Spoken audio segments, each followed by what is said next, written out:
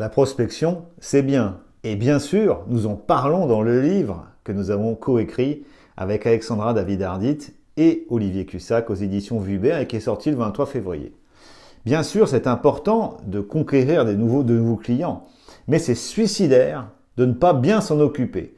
Et pour ce faire, le commercial, il a son rôle à tenir. Et je vais vous lire un des passages du livre qui parle justement, au chapitre 7, du rôle que doit tenir le commercial avant la vente.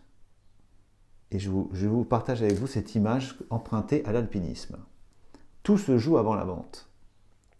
Le rôle d'un professionnel de la vente est celui d'un Sherpa. Débarrasser l'acheteur de tâches pénibles, lui permettre d'aller plus vite au sommet, lui montrer une voie plus facile, différente ou plus courte. Tout cela pendant le parcours de décision. Le professionnel de la vente aguerri aide l'acheteur à imaginer à quoi ressemblera le futur après la décision. Un achat, une option différente, le statu quo.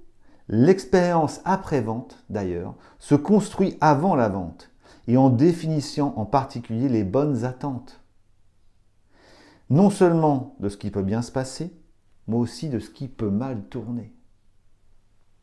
Les attentes doivent être définies au bon niveau, assez hautes pour se démarquer, pas trop hautes pour ne pas créer une frustration après la vente. Le niveau de promesse doit être le plus bas possible. La qualité du service devra être irréprochable pour créer un effet de surprise bienvenu, et bien sûr dans le bon sens. Cela va de soi. Promettre au minimum, produire de la surqualité, produire un effet waouh. Les acheteurs n'ont jamais été aussi bien informés. Toutes les informations sont disponibles en quelques clics. Est-il alors respectueux de les prendre pour des idiots et essayer de leur faire prendre des vessies pour des lanternes? La clarté, l'honnêteté, la transparence jouent très clairement en la faveur du vendeur. Avec un grand V, le mot vendeur. Cette marque de respect vis-à-vis de votre client est un marqueur de ce que sera votre relation dans le futur. Bien sûr, je ne vais pas vous lire tout le livre. Il est accessible en vente sur Fnac et bien sûr sur Amazon. Et puis chez tous vos bons libraires, bien entendu.